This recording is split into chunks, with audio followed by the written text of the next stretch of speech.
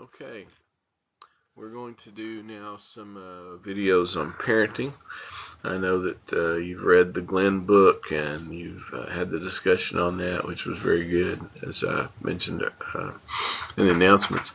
So now we're going to talk about a few things. Some of them will be things that are maybe duplicated a bit from the information in the Glenn book, but others that aren't in there at all. So one of the things that I kind of always like about teaching parenting is to use books, because there are so many really cool children's books that I think kind of help us see things more clearly about parenting. And the best children's books are those books that are written really for adults, but also work with kids. And the Dr. Seuss books, of course, are like that, and a few others. One of my favorites is Where the Wild Things Are, just because of the pictures and because of the notion of this kid who has this crazy adventure in the night in his own bed, and it just shows the imagination and creativity that happens with children. So I also like it because I think parenting is kind of like going where the wild things are, because it's the scariest thing in the world. It's probably the most challenging thing in the world, and it's unpredictable, and so it's tough, but it's also probably the most rewarding thing in the world. So we're going to talk about going where the wild things are here.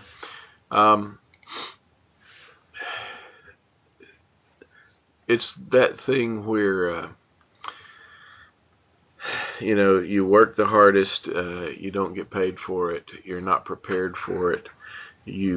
I think somebody said in the discussion that you know how to parent once you're done.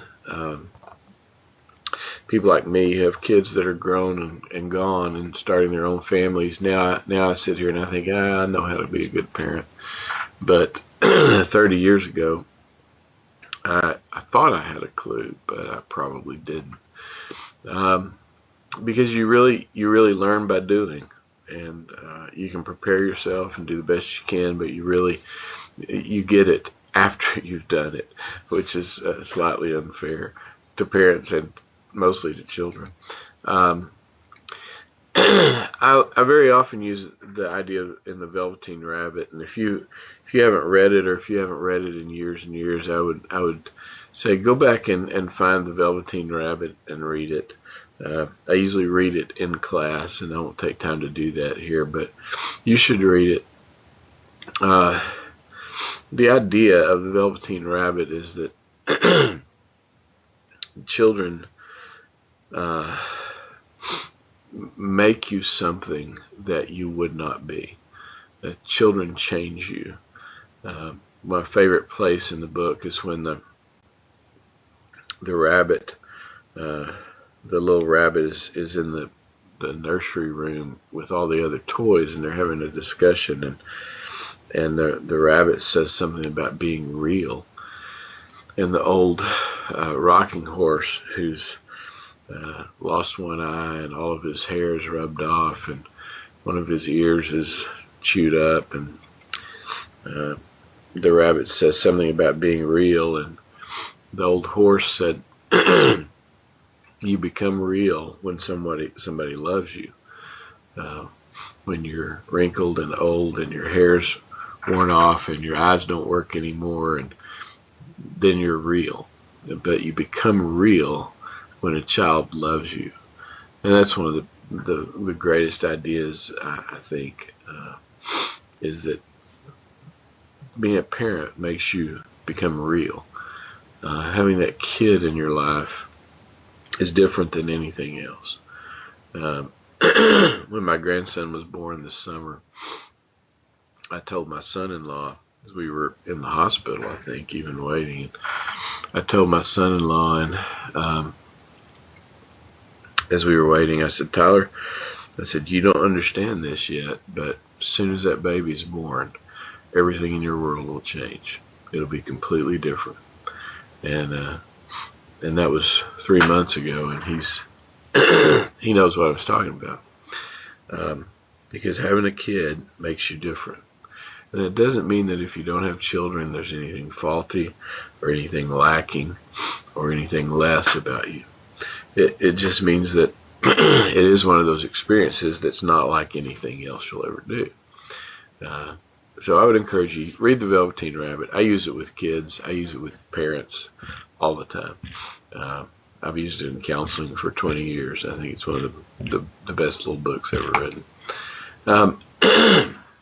So one thing we're going to talk about related to parenting is attachment. It's kind of a foundational idea in parenting, and there are several different things historically to say about it. Attachment theory kind of shows up in several different ways. Learning theory, Skinnerian theory, Harlow's theory. We'll talk about that in a minute. Ethological theory, that's kind of the biologically based notion of imprinting and attaching that. Excuse me, I'm having bad sinus problems, but the idea that children, or usually baby animals, attach to their parents, attach to their mother automatically, that it's this built-in kind of process that happens. And we'll look at that a little bit more. And then cognitive developmental theory, that comes from Piaget and other people like him, but most clearly from Mary Ainsworth, that attachment is really dependent upon cognitive processing, and we'll look at that. True attachment in humans comes at about 7 or 8 months. At that time, an infant really has a specific attachment to a person, usually a mother, and they experience things that show us that. They have stranger anxiety, they have separation anxiety, and sometimes we freak out a little bit when they have that stranger anxiety or separation anxiety, but they're supposed to. That means that they become securely attached to the one caregiver. So that's a healthy step and not a problematic thing at all.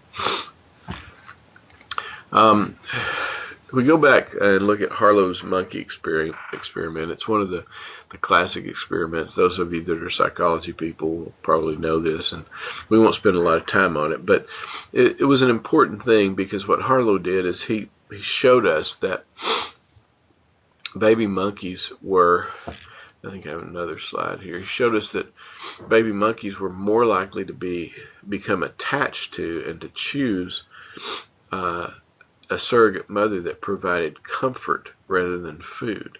And it's kind of an important thing here, because you can see there what Harlow did is he had these two fake monkeys, and the one that you see on your left, that's built out of wire, he would attach milk bottles to that one.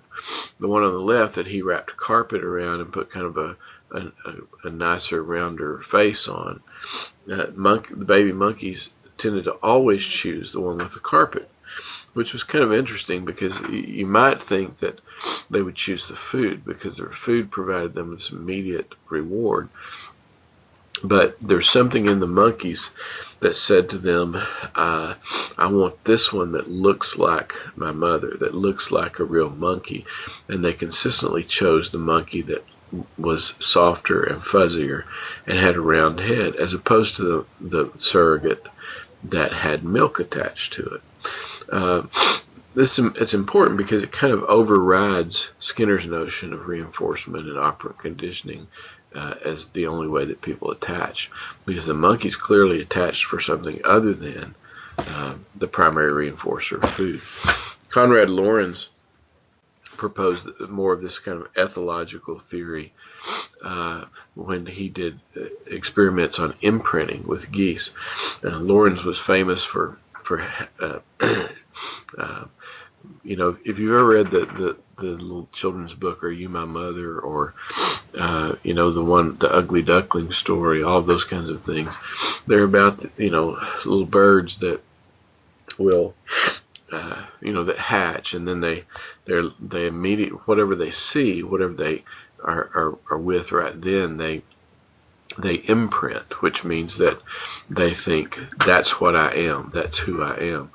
And what Lawrence did is he raised geese and swans and some other things, and he would be there when they hatched, and they would imprint on him, and they would follow him around as if he was their mother.